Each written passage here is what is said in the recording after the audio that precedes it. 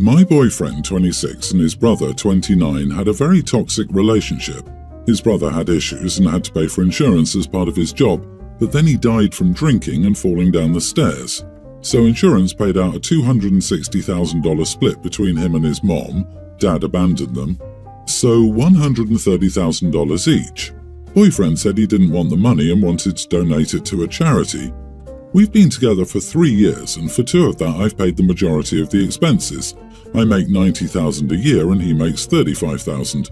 He also has credit card debt from not making enough to survive on medical debt. I pay $2,000 of our $2,600 rent, most of the food cost, so he can pay off debt. I will admit I feel like he can do better. Still, with his bad upbringing and crappy family, I try to be gentle about nagging him. Unfortunately, he hasn't made any areas of improvement. I've worked hard to get new jobs and increase my salary, and he hasn't, which hurts because I work a lot, 9 to 11 hours a day, while he gets to follow his passion. He teaches kids gymnastics, which doesn't pay well. I'm an engineer and I'm doing all the work keeping us afloat.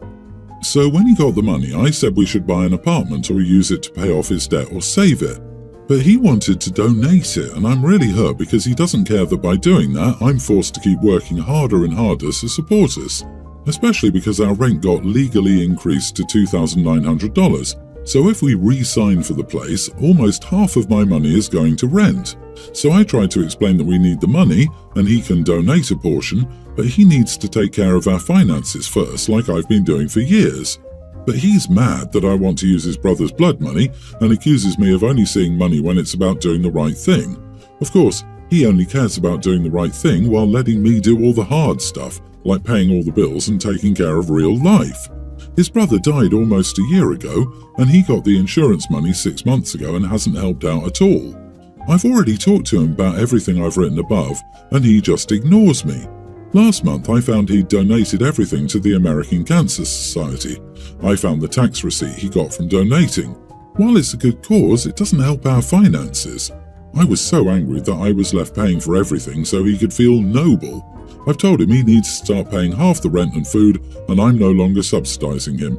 We've had many fights about this because I only buy enough food for myself and he gets home with nothing to eat and accuses me of being selfish. He says because I make more, I should be paying for what I do, but he got a lot of money, so why doesn't he pay for more things? Even his mother, who wasn't great to him, called and begged him to keep the money rather than donate it. Everyone in my life, my parents, my friends, and my sister consider him a bum and only ask me why I'm with him. I don't know if I can answer it positively anymore because I feel used. But am I the idiot for insisting my boyfriend pay half of everything now that he's donated his entire brother's insurance money? Do you want outside permission to dump him? Boom. Done and granted. Break up with him. You're not the idiot. Anyone who gets money like that and gives it away when they have actual responsibilities is no one to continue making a life with. Bail. Flee. Scurry. Abandon ship. Save yourself, your sanity, your money, and your time. Girl, he is taking advantage of you and you are letting him. Why should he get a better job when you pay for his lifestyle? He's not going to change. Exactly, this guy has shown you he doesn't care about your shared future as a couple. Yes, he's grieving. Yes, he probably can't face using that money due to where it came from, but he cannot then in the same breath mooch off you. Your suggestion was sensible. Donate some, pay off debt, and then contribute fairly to the household. But he made a major life decision and hid it from you until you found out from finding the receipt. So he's not acting like a partner. He doesn't care that you're being pushed past your point of comfort financially, and he doesn't think you deserve to be told important things. I hate the phrase, but at this point, he's quitting your relationship, and you haven't realized it yet. Seriously, he's a bum. Why are you with him? He's a financial burden who doesn't care about you, doesn't listen to you at all, and doesn't want to help you. So help yourself. Choose yourself, because he will always choose himself. I, female 49, have 2 kids. Christina, female 26, and Dwight, male teen. He's neurodivergent and needs my attention and my husband's all the time since there are a lot of things he can't do by himself. So I am his primary caregiver. Christina got married and is pregnant now. I'm happy for her, but the problem is she always wants my attention. She knows that I have to take care of her brother, but she still calls me up and asks me to go with her to appointments and such. I told her several times that I couldn't unless it was an emergency, since Dwight gets severe anxiety in hospital, so I can't leave him alone. However, she still gets upset because she thinks I could just leave him with his nurse for a couple of hours. I think the pregnancy hormones may be affecting her too much, and she wants to fight for her mom's attention. It would be okay if it wasn't that her brother needs special care. She will give birth soon, and she asked me to stay at her house for a bit before and some weeks after the baby's birth. I told her I couldn't do that, I'd need to take Dwight with me and she won't be able to relax with him there, since he can be a bit of a troublemaker sometimes. So she told me to leave him with his dad and nurse. I told her she needed to understand that my priority is taking care of my son now. I must be there for him. She argued that she was my daughter and needed me since she had no one else. I told her that was a lie because she had her husband. I also said that maybe when her kid is born, she'll understand that as a mom, your first priority is your kids, and even more if they have special needs and need you all the time. Now she's an adult and doesn't need me, she's not my priority. She cried and insulted me. She said that she'll never be able to forget that I chose her brother over her again during such a hard moment for her. Am I the idiot? Again. That's the only word I needed to hear. You've been doing this to her for her whole life. She needs you to finally be there for her at an important and stressful time, and here comes, your brother needs me. He needs a nurse or his father to take care of him. Why is it only you that must? Do you actually like your daughter? Enjoy your time with your son because your daughter will never speak to you again and you'll never see your grandchild. You are the idiot in such an outstanding way. Jesus. Yeah, like, where is Dad on this one? There's also a nurse? Opie is so unbelievably heartless. She'll never have a relationship with her only grandkids and only have herself to blame. And so hypocritical of Opie to tell her daughter she has a husband. Opie also has a husband, and where is he to help care for his kid? Ultimately, Dwight will also be hurt by the OP's decision because instead of developing multiple support systems, he is entirely reliant on the OP. Dwight does not need mommy in his face 24/7, 365, and I wouldn't be shocked if he doesn't want her there all the time either.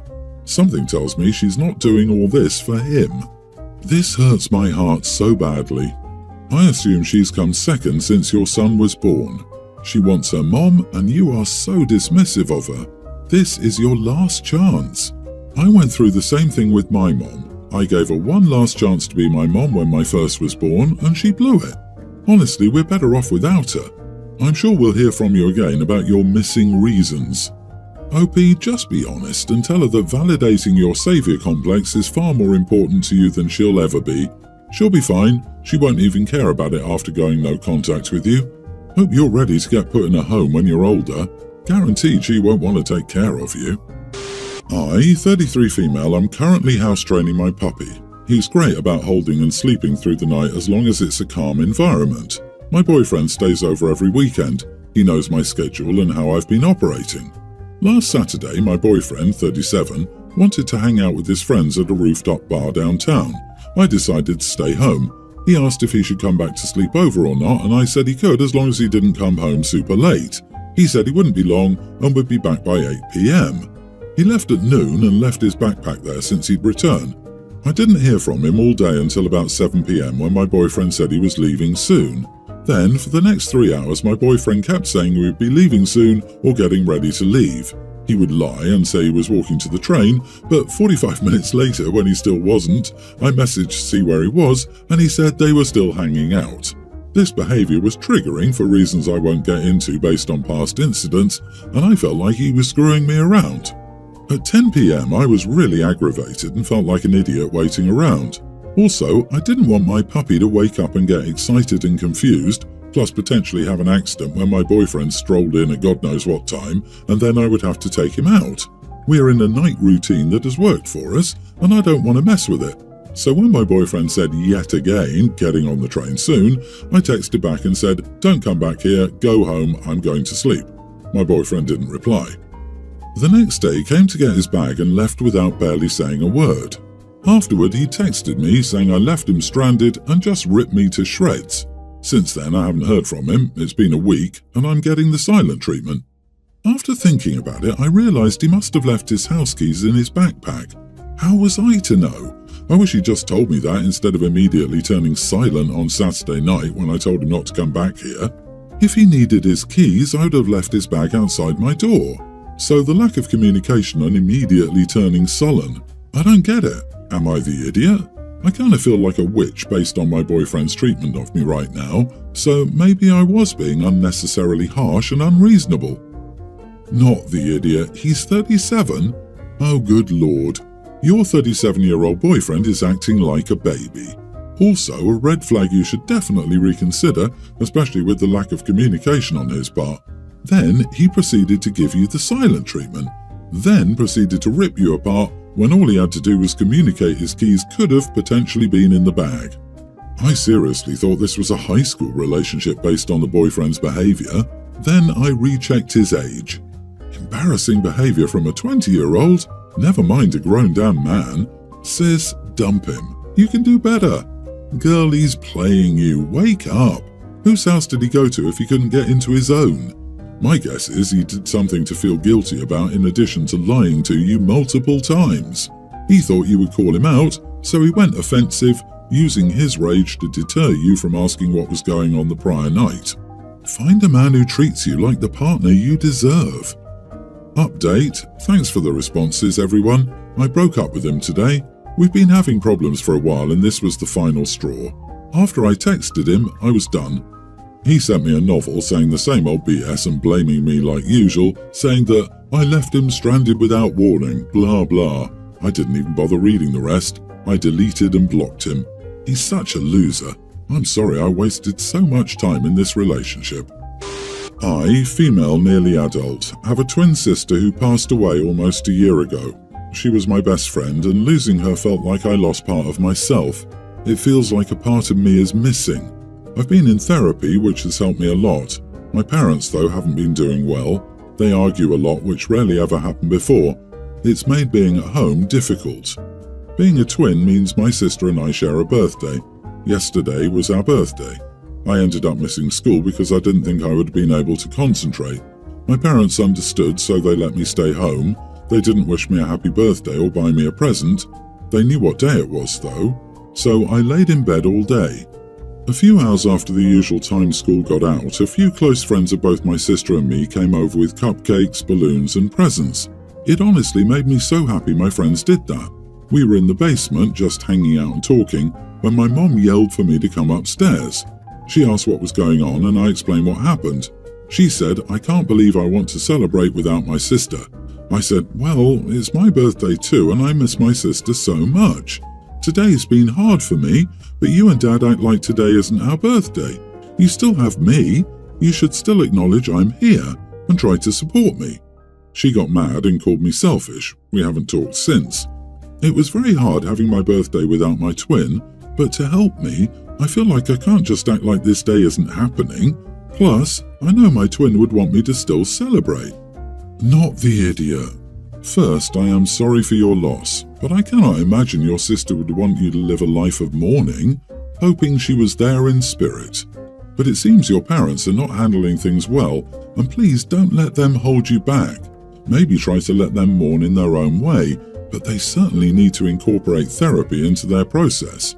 I understand your parents are upset and miss her, but there's no excuse to pretend that a birthday doesn't exist and not acknowledge their daughter who's also hurting. Your parents will lose both their kids if they don't stop with this. It sounds like your very presence triggers your parents in the same way that your shared birthday does. It's mind-bogglingly insensitive to call you out for receiving the love and kindness of your awesome and thoughtful friends. Be happy that you have wonderful friends that are there for you. Based on what OP said, their mutual friend showed up unprompted to throw OP an intimate party of them just chilling. This could also be part of their friend group's healing process because people process grief differently. OP's birthday doesn't cease to exist because their twin passed away. It does a disservice to both of them by making the day all about the deceased. I'm a fellow twinless twin. Instead of ignoring our birthday, I call it celebrating for us both, which occasionally means I overindulge.